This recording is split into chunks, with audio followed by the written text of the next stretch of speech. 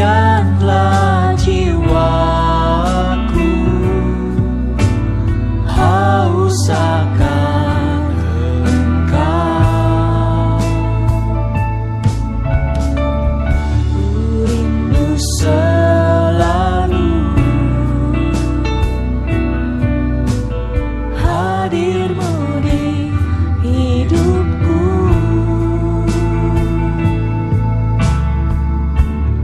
Memulihkan jiwaku, hapuskan air mataku, mengalirlah kuasa Roh Kudus, mengalirlah di tempat ini, mengalirlah oh Roh Kudus, pulihkanku,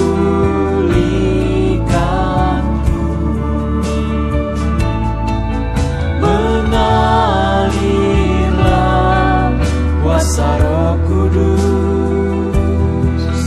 mengalirlah di tempat ini, mengalirlah oh Roh Kudus, pulihkanku, mengalirlah kuasa Roh Kudus, mengalirlah di tempat ini, mengalirlah oh Roh Kudus, pulihkanku.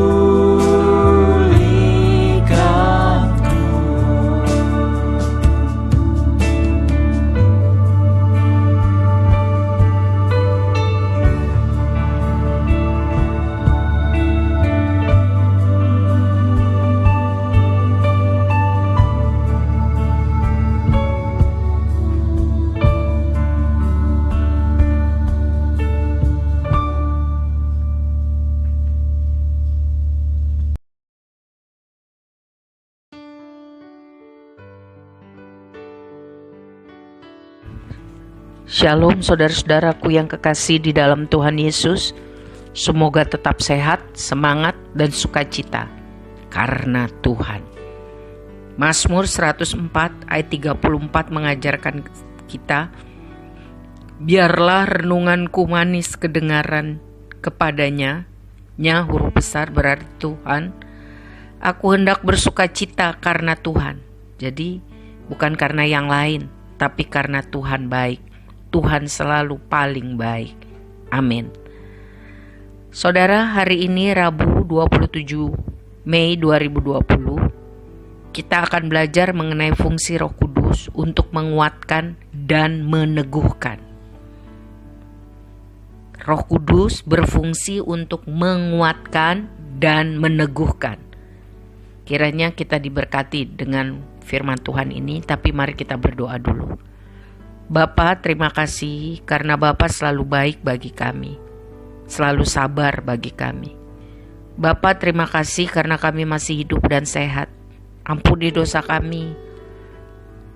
Kami ampuni orang yang bersalah kepada kami dalam nama Tuhan Yesus. Bapa, terima kasih karena Roh Kudus diberikan bagi kami untuk menguatkan dan meneguhkan iman percaya kami kepada kasih dan kuasa-Mu. Ajari kami Bapa supaya kami mengerti dan dapat mengalaminya dan menjalaninya. Lalu bersaksi kepada banyak orang supaya nama-Mu dipermuliakan dan banyak orang percaya kepadamu. Kami berdoa dan minta dengan sungguh-sungguh dalam nama Tuhan Yesus. Amin. Saudara, hari ini kita akan baca firman Tuhan dari Efesus 3 ayat 16. Ayat 17, ayat 20, dan ayat 21. Mari kita mulai. Efesus 3 ayat 16. Aku berdoa supaya Ia, menurut kekayaan kemuliaannya, menguatkan dan meneguhkan kamu oleh Roh-Nya di dalam batinmu. Ayat 17, sehingga oleh imanmu Kristus diam di dalam hatimu dan kamu berakar serta berdasar di dalam kasih. Ayat 20, bagi Dialah yang dapat melakukan jauh lebih banyak daripada yang kita doakan atau pikirkan, seperti yang ternyata dari kuasa yang bekerja di dalam kita. Bagi Dialah kemuliaan di dalam jemaat dan di dalam Kristus Yesus turun-temurun sampai selama-lamanya. Amin. Saudara, yang dimaksudkan dengan Efesus 3 ayat 16, 17, 20 dan 21 menurut firman Tuhan dalam bahasa Indonesia masa kini atau bahasa Indonesia sehari-hari adalah sebagai berikut. Rasul Paulus yang menulis ini, dia berkata, saya berdoa semoga Allah yang maha mulia berkenan untuk menguatkan batinmu. Ini bicara mengenai roh dan jiwa. Semoga Allah yang maha mulia berkenan menguatkan batinmu dengan Roh-Nya yang kudus. Jadi Roh Kudus berfungsi untuk menguatkan batin kita. Ayat 17, semoga karena kalian percaya kepada Kristus, Kristus tinggal di dalam hatimu dan hidupmu didasarkan dan dikuasai oleh kasih. Jadi hidup kita seharusnya didasarkan, dikuasai oleh kasih. Kasih kita kepada Kristus, iman kita kepada Kristus, bukan oleh apapun. Hidup kita seharusnya bukan didasari oleh siapapun selain Kristus. Ya. Ayat 20, dengan kuasa Allah yang giat bekerja di dalam diri kita, Allah dapat melakukan jauh lebih banyak daripada apa yang dapat kita minta atau pikirkan.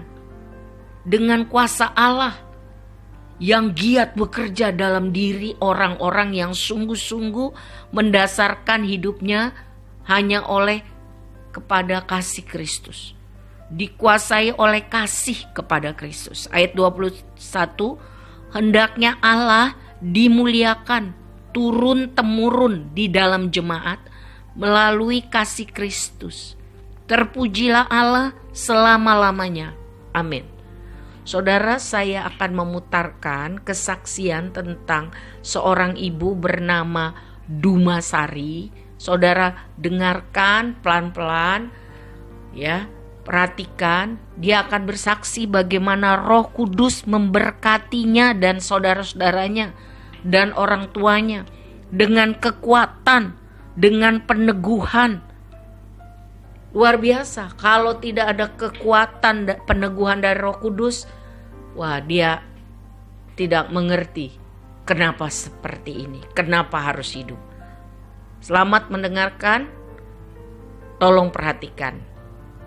Tuhan berkati. Shalom, puji Tuhan.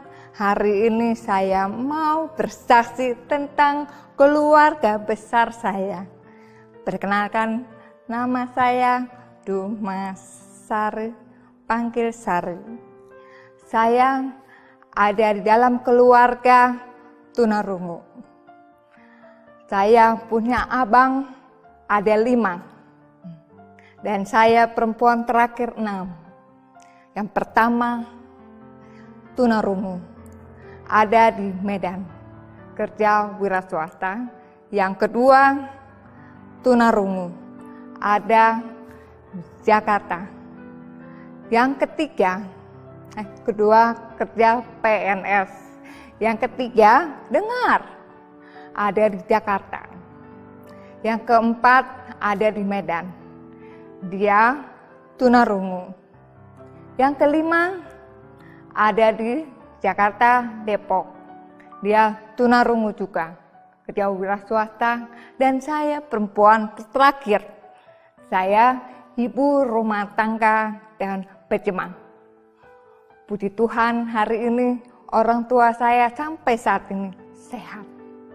Dan abang-abang saya ini ada 4 tunarungu dan dengar ada 2. Oh iya, ini keluarga 4 tunarungu, kami selalu bertanya-tanya, kenapa Tuhan? Kenapa tunarungu ada banyak, 4 orang tunarungu. Bahkan orang tua saya sampai-sampai pergi ke dukun untuk bertanya dan minta kesembuhan ke dukun. Tapi hasilnya tol. Dan kami pergi juga acara ibadah KKR Rohani untuk kesembuhan di waktu itu Jakarta di lapangan Senayan. Hasilnya kami sempat putus asa dan bertanya, kenapa kok belum sembuh, tunarungu banyak. Dan kami waktu kecil, kami selalu ikut ibadah gereja yang dulu. Setiap gereja selalu bertanya-tanya bagaimana rasanya nyanyi-nyanyian. Walaupun abang-abang saya tidak bisa dengar, tapi mereka rindu untuk mendengar puji-pujian. Saya ajak berbisik. Berbisik dengan apa? Ketukan-ketukan, lagu-lagu rohani. Dan mereka sangat senang, puji Tuhan. Sampai pada waktu saya SMA, saya punya ada pergumulan dengan Tuhan. Kenapa? Karena saya selalu berdoa dan bertanya-tanya, Tuhan, kenapa Tuhan? Dan Tuhan menunjukkan dengan Roh Kudus melalui bisikan di telinga saya. Tuhan berbicara, semua yang Tuhan jadikan kepada abang-abangmu itu bukan karena dosamu, bukan karena dosa abangmu,